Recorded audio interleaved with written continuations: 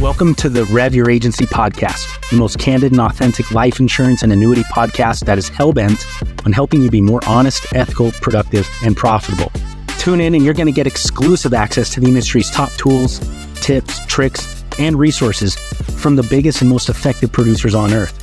You're going to hear real-life stories of agents that went from nothing to something, zero to hero, and how changing the lives of their clients has changed their own lives financially. Sit back, relax, enjoy the show, and share it with someone you think will find value as well. Hi, how are you? Good, how are you? I'm okay, tired, but I feel like we all are. Yeah, I mean, 2023 was exhausting and 2024 is on its way to being the same thing, you know? Oh my God, I feel like we're all sleep deprived. It's kind of ridiculous. You and I have never spoke before, but you're tired, so you must be working. What are you working on?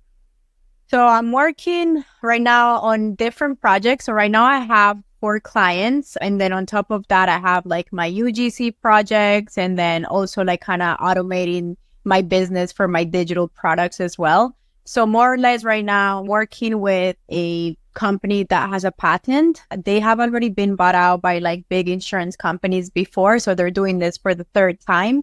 So it's called Quixley Alarm. And I'm more or less like the VP of sales and the marketing director for this company. I'm working with Brock University, so specifically for the Physio and the Wellness Institute, helping them with their marketing, just their social media management and marketing as well, and also kind of helping them get organized with their systems and processes. Then I have another client, which is a moving company. I'm also helping them with the same thing, management and marketing. And then my last client, it's a halal catering company, just food stuff. Once again, with them is more like physical location as I'm organizing the events, going with them, doing the recording, and then just practically helping them build a business plan. So for me, it really comes down to helping them develop their system, their processes, their business plan, and then helping them with their marketing goals and their social media goals as well.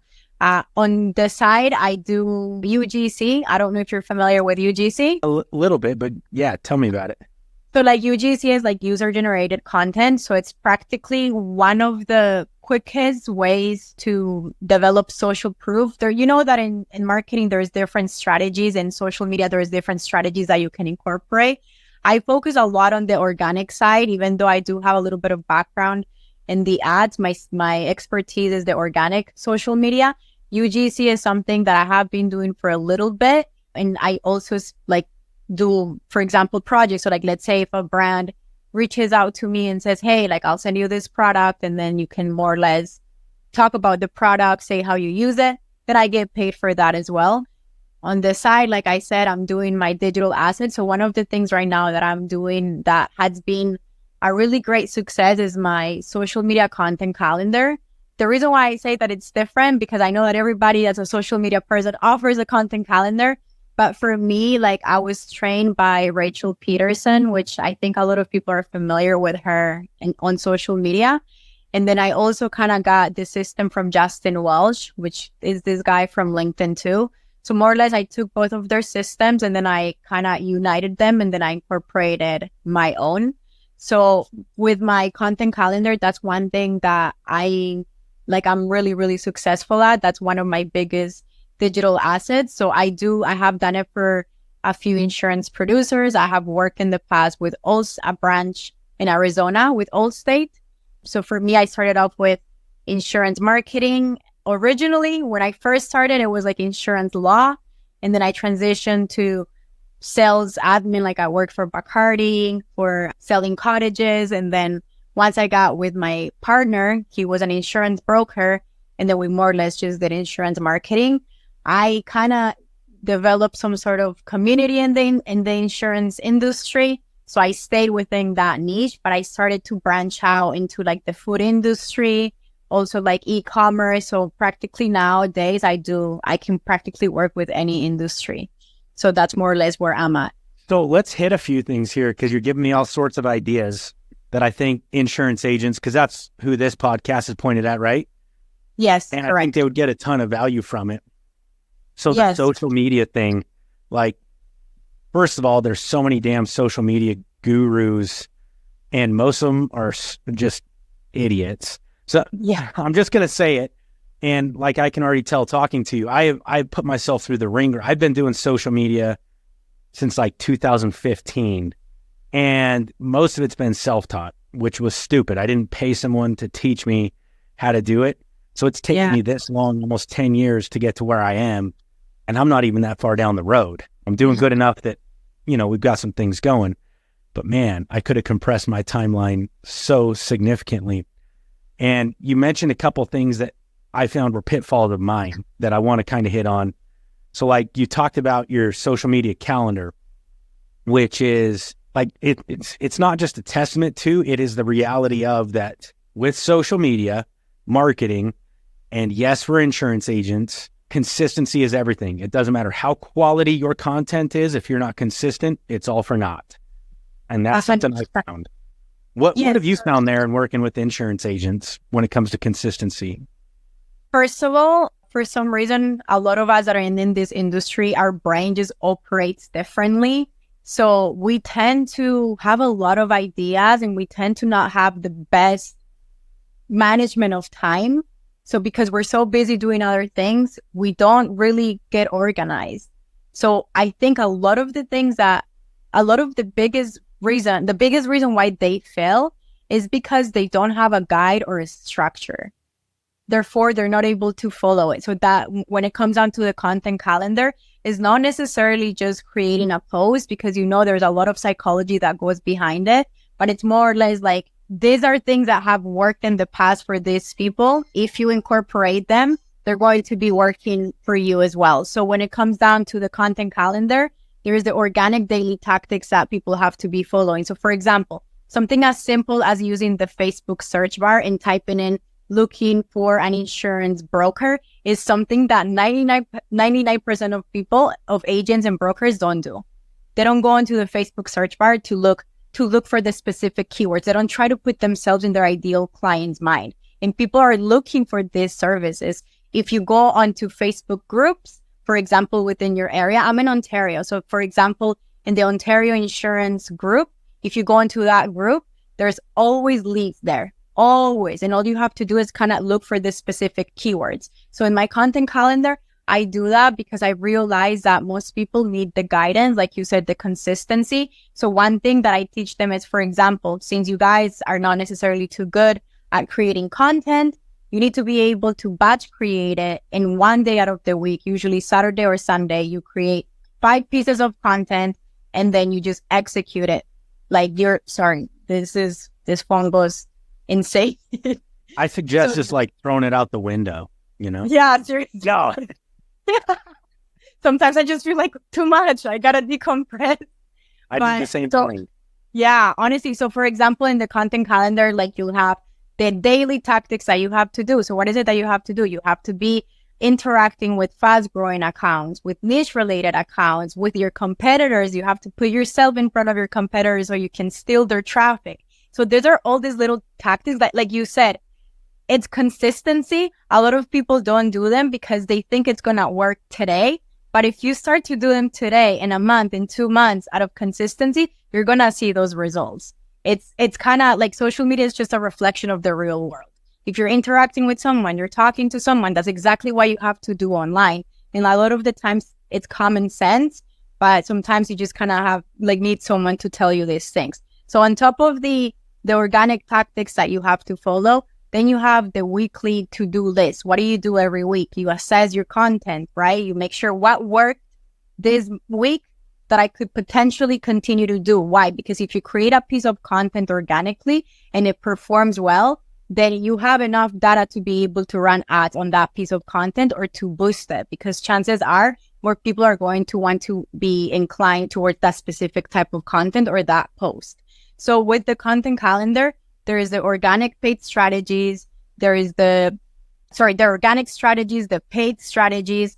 There is like the bonuses. So for example, one thing that they really need is like templates. Like they need to be able to have the templates and tweak them on because they don't know, and they don't have the time. A lot of these things, there's like, I don't have the time to do this. I don't want to do this, but I also don't want to pay someone to do it. I want to do it on my own. How can I deliberately put myself in a position where I'm able to do it myself with some sort of guidance where I don't have to pay thousands of dollars, because that's the main problem. People are paying too much for marketing, and then they're feeling like, what's the word? Like they're feeling like disappointed that it's not working. So they lose hope on that. So one of the things is like, you need to know who you're talking to, right? Like you need to kind of develop your niche.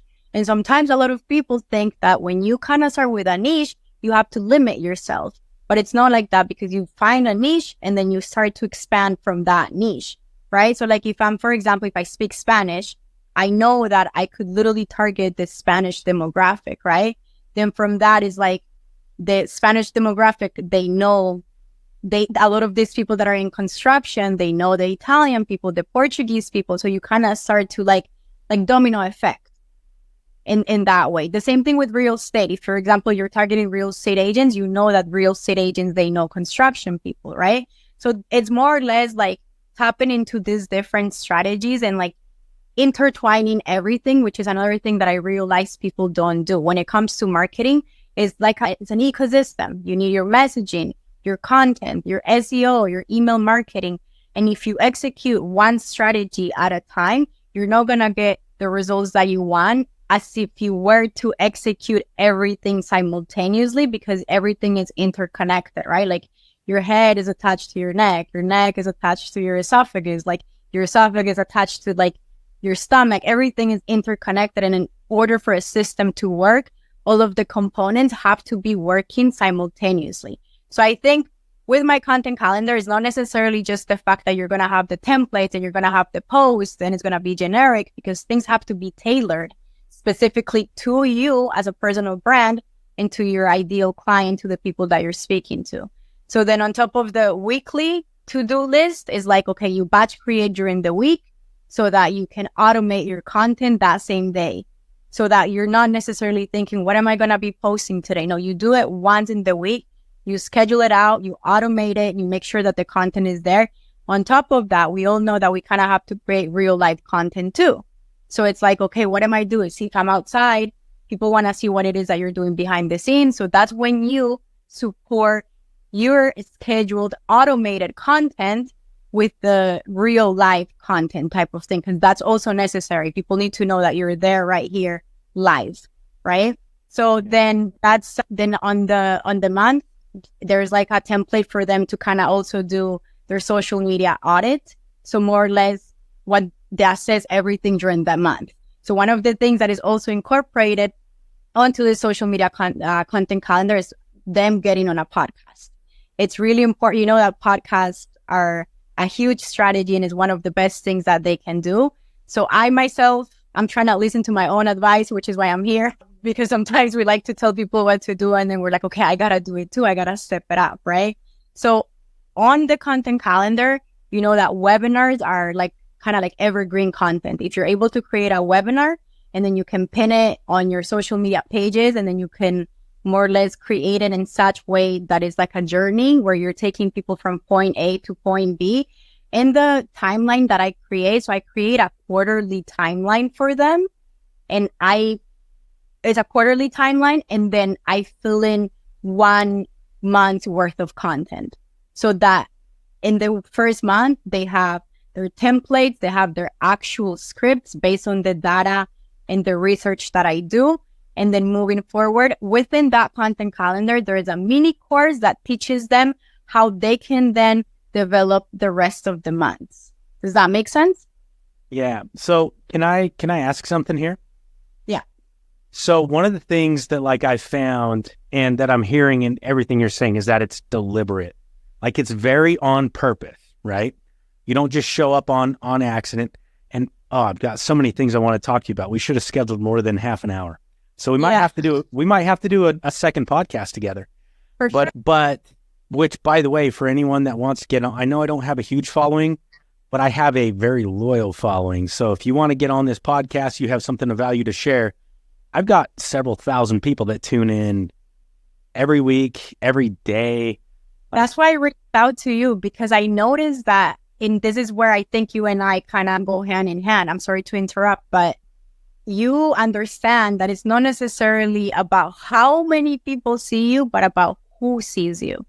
And I've seen that a lot in your content. And I'm like, okay, I gotta connect with him because first of all, he's doing something right. Second of all, he's growing and he's going to grow even more because what I've noticed is that you have a very targeted following. It's very targeted. So my content, I use my content as a filter. I use it for a lot of other things, but I use it as a filter. And we can get into that in a minute. But what I was going to ask you is like, you've got this very on purpose, very directed way of going about things, right? Yes. And I think most people just most agents kind of trip into content because they're like, I don't know what to post, so I'll post something. I've found that like, oh, something is better than nothing. That's kind of the mentality. Well, when it comes to consistency, I just need to get something up, right? Something is better than nothing is actually detrimental because if you understand the algorithms, right, you do a little bit of homework on what we call edge rank and a few other things. Something is not better than nothing because the second they don't have to hit unfollow. All they have to do is scroll past you too fast with their thumb, right? Exactly. And the algorithm, edge rank, it picks that up and says, we're no longer going to put this person in front of you. So what most insurance agents do, and this is my question, what most agents do when they decide they want to get consistent, they go and spend money. I'm not going to name the name of the companies because they're big companies and maybe they'll sponsor my next event. I don't know. But they go buy these companies $50 a month, $100 a month to do pre-built content. But the problem is those companies, number one, aren't talking to their audience. Number two, 7 days a week, they're talking insurance instead of life and like 10% insurance. Insurance is boring. Nobody wants to hear about insurance. Right. It's not sexy at all. And then it's the same shit 100,000 other insurance agents are paying to freaking post that same day as well. Too generic. Exactly. So that was my question is how detrimental is apathy? In other words, this mindset that something is better than nothing, how detrimental is that to somebody actually gaining traction? I think it's super detrimental because without a plan, your dreams are just a wish. So it's like you're going and when you're doing that, what you just explained, you're literally stabbing at the dark. You're just doing something to do something. You're not really standing out. You're literally becoming part of the what's the percentage of insurance people that succeed? I forget. But it's you becoming part of them instead of being, I think it's like the 10 or 12% that actually succeed because you're stuck at the dark and you don't have a plan. Therefore, you can't be consistent. So what do you become? You become exactly how the consumer sees us already, as salespeople. And that's how they see insurance people. They see us as salespeople. It's boring. Like you literally explained, it's not sexy at all. So they're not incorporating the psychological components of like, you have to justify your ideal client's failure. So for example, I know that you don't know how to post online and it's probably because you don't have the guide. So you're justifying, I know that you're stabbing at the dark because you don't really have a plan. You're justifying their failures. They need to be doing the same thing. Another psychological component is like encouraging them, right? Which you do all of these things. I see you do it all, but sometimes I don't know if you know that these are the psychological components that need to be incorporated. You just naturally know it. It's what I've noticed. So like, for example, like another one is like you planting seeds of doubt. So like you don't necessarily have to shit on your competitors, but you do kind of be like what you just did. I'm not going to say which insurance companies. That is literally one of the psychological components that I teach them. So when I give them the content calendar, I literally show them there's a section that it says the content format for this piece of content is video. Then after that, there's a section where it says you need to incorporate this psychological component. Is it socializing? Is it justifying their failures? Is it confirming their suspicion? So for example, one thing that you also do is like, I know you have been thinking about becoming an insurance agent. So by you saying, I know you have been thinking, they're like, okay, this person knows what I'm thinking. Therefore, you're getting their attention.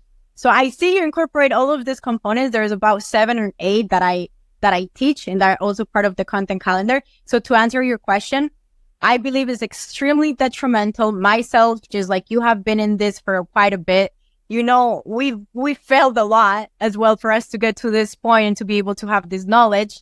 And for me, I made the mistake myself on TikTok. Like, I went viral on purpose because you can craft virality 1,000%. Whoever tells you that you can't craft virality does not want you to go viral, right? So I did that on purpose, and I started to, I realized that I was doing it for like the views, which is something that I also realized a lot of people in this industry care about, because we always care so much in the finance about appearances and about showing up with our nice suit. But a lot of the times that also repels people, because people feel intimidated, especially when you're dealing with the consumer, because they want, of course you have to be professional, but you also have to be human, and you kind of have to humanize your brand. And that's why you need a personal brand, no matter what. Even corporations right now are bringing in the human component to their brands, because that's what's needed in this era. I mean, God, there's so much to unpack here. I wish we would have set aside more time. That's my fault. I apologize. No, I want folks to get it, because so like what I've learned, and you mentioned, hey, here's all these things you do, and you probably don't even know you do it. I don't. What I have is almost a decade of paying attention, right? And I've had, you said, a lot of failures along the way. I've had mostly failures along the way, but I'm paying attention.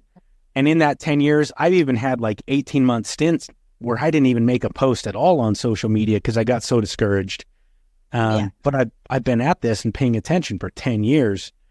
And so a lot of what I do is just paying attention to what gets the conversation going. I get, one of my mentors who doesn't do any social media was like, hey, I saw you on Facebook or LinkedIn the other day, and what you said was pretty controversial and probably could have left the swears out.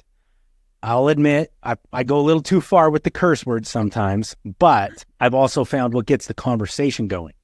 But and yeah, that's the thing I need. I didn't need people to buy off my post. I needed them to just engage and have a conversation.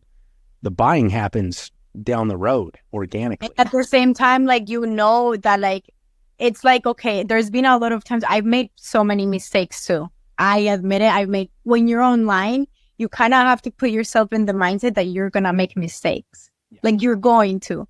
But, sometimes once you start to develop relationships with people and real connections, people then see you as a person, and then like, okay, this person knows. So I'm going to ignore the fact that they made this mistake here, because at the end of the day, this person can give me results. So I think that's more or less, like I said, like, it's kind of like a journey. I am very blessed that in a way I have not gotten super, super huge, because a lot of the things that I've learned, I now know not to do too, some of the things. So I'm like, okay, now I'm starting to get a better and a bigger audience. So of course, I'm going to swear here and there, because I also know that my ideal client is okay with a little bit of swear words, fuck it, shit. Like, they're okay with that. It's the industry, it's finance, everybody swears. So again, once again, it comes down to knowing your who. Sometimes, like you said, we kind of go a little bit overboard, but at the end of the day, when it comes down to like that loyal following, and then you showing up and you show that you care and that you're doing this for them, they tend to ignore a lot of the things. And I think that's a huge, huge component to people not creating content and them not succeeding online, that they're so worried about being perfect. People don't care about you being perfect. They care about you being a human. So what do you have to say, or what advice do you have to give to the folks? Because one of the things I hear a lot, like, I coach hundreds and thousands of agents, and we touch on social media. Like, I have a 3-part course. It's like 3 trainings, selling through social media, but it's not expansive. It's like one part of an entire conversation about marketing in general, right? I don't claim to be the expert there. It's just like, hey, here's a few things I've learned. Hopefully it helps. But one of the biggest reasons I hear from insurance agents why they don't do more with social media, or why they don't do better, is they're like, well, my social media is reserved for friends and family. That's how they keep up with me. And I'm like, man, that's some bullshit. Like, send them an email.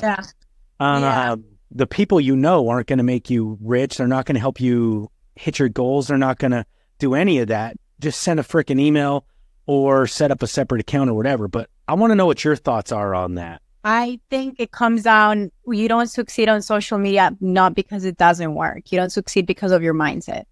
So I think the first thing people need to work on before anything is their mindset, because you need to develop the right social media mindset, which is mind-boggling to me, because in order for you to go into insurance, you have to have a very specific type of, like, your brain is different than most people. Like, you're in this industry, like it's you're already different from most people. So it's like, you should know that because you're already different from most people, you're going into such complex industry that it would be this is literally where you're at. Like, they understand the long-term game in insurance, which is why they go in it. But what in social media, specifically when it comes down to organic social media, it's also a long-term game. So they expect to see results today. So I feel like they have, a lot of the times they have this sales, and sales is, don't get me wrong, sales is like the lifeblood of your business, but so is marketing. Like, the thing is that a lot of agents, they don't get to the selling point because they don't know how to market. So I think in a way, if they were taught how to market their clients, how to bring them on a journey, and then they place an offer, then that's practically the way that I like to do it and the way that I like to teach people. Besides them, like, if they want to cold call on the side, if they want to cold email, then they can also do that. But they should never, ever, ever forget about the long-term game and the organic social media. So to answer your question, they shouldn't give up. You can't, like what you said, if you go to the gym for 2 months consecutively, you start to kind of see results. But if you stop, the results, it's going to diminish. They're going to go. Your body's going to look different. But if you go to the gym once a week for a full year, you're going to see more results. So I think they need to be realistic. That's the first thing, because they need to have developed the right mindset, be realistic, as in like, okay, I'm going to post one piece of content because this is all the time that I have. And they need to stay consistent with just posting one piece of content instead of going 2 weeks, blah, blah, blah, blah, blah. I'm posting every day. And then after 2 weeks, they don't see results, like you said. And then they get discouraged and then they're gone. And then they say social media doesn't work. It's like, you can't say social media doesn't work when you've only tried it for 2 weeks without a strategy or without a plan. So the mindset, the consistency, and developing the foundations, the right systems, the right processes, because if you don't have the right systems and you don't have the right processes, that's what takes a lot more of your time. It makes you feel like this is a waste of time. Yeah, so we just did this event in Scottsdale 2 weeks ago now, right? And I've been posting about it. We did so much marketing. We did email marketing. We sent 250,000 emails per month for like 3 months. That's really good. We did so much.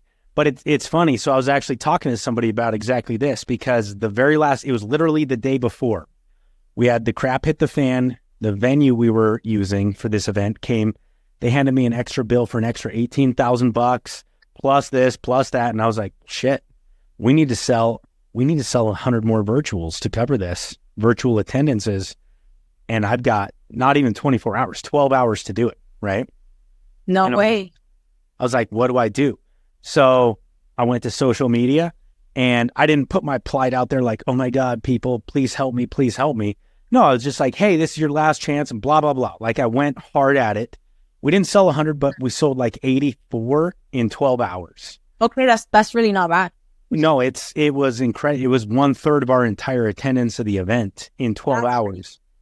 But yeah, so like people are like, oh, well, how did you do that? Like, why wouldn't you just do that all along? And it's like, but folks don't understand the reason that worked in that last hour, in that final hour when I needed it to cover an extra $18,000 bill that I literally got handed. We were checking into our hotel room at the venue, and they're like, here, we need $18,000, right?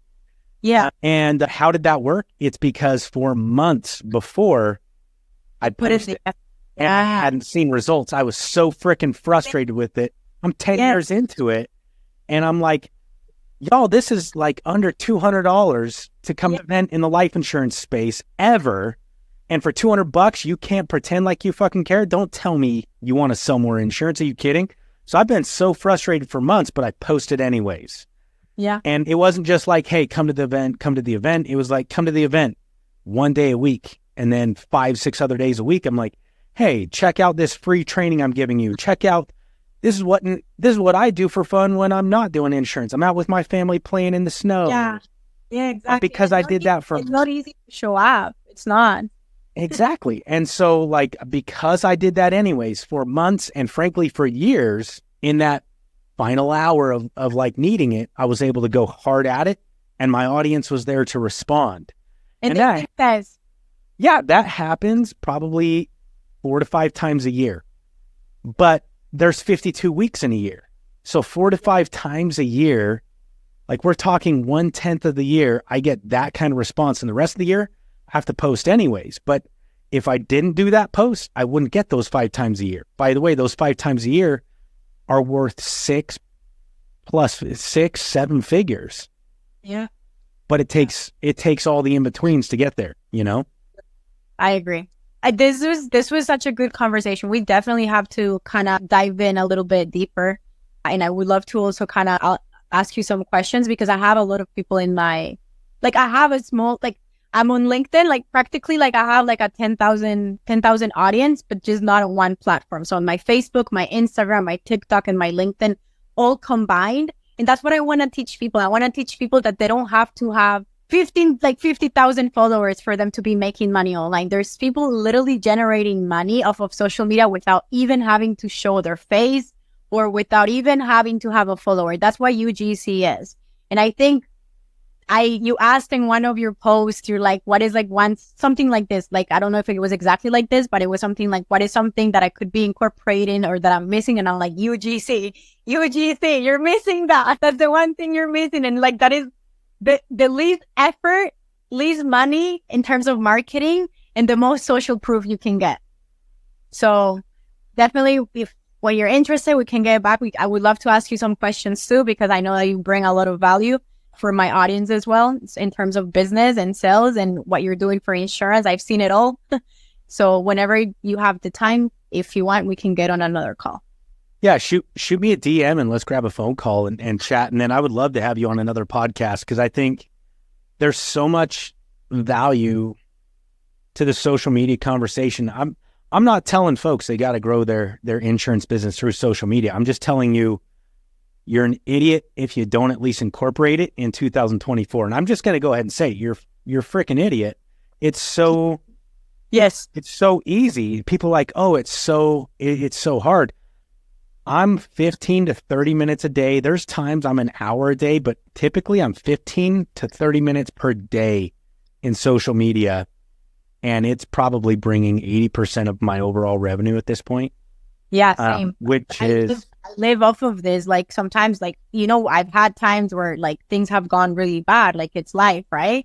And for me, the fact that I have this tool is like a blessing because if in 2 weeks, for example, something happened and I wasn't able to work and I wasn't able to generate a sort of income, I go ahead 2 weeks of execution and I already have clients coming in. I already have business coming in. So it's like a survival tool. It is. And I would dare say, because I'm all in. I don't love paid social media. I know a lot of people do, but like, except for masterminds, we run a mastermind, right? Yeah. For masterminds, typical persistency or like how many people actually renew into your mastermind, it's in the like 20, 30 percentile after a primary term.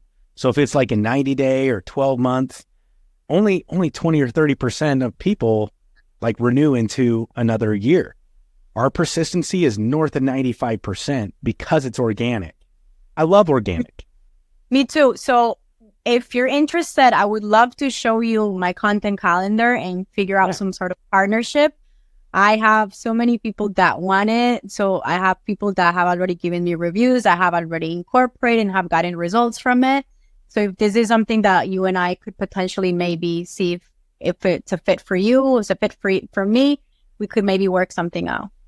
Yeah, let's definitely talk. I'm super interested in it, and I think you've got a lot more value to give. So I'm going to reach out to you anyways to get you back on here again, and we'll do some more. Maybe we'll do a whole podcast series on social media. I don't know, but if you're down, we'll talk, and we'll figure something out because I don't just know social media, but also AI. I'm really, really good with AI, like ChatGPT, like all those things. Or like I can do a training on people sometimes like, how do I build a landing page? Like, how do I create content using AI? Because you can't necessarily be using ChatGPT. You can't copy and paste because it's kind of like plagiarizing. So like kind of people kind of knowing it's like, okay, yes, you can use ChatGPT, but it doesn't necessarily mean that you're supposed to be copying and pasting from it. You work with it because ChatGPT is just an extension of our brain.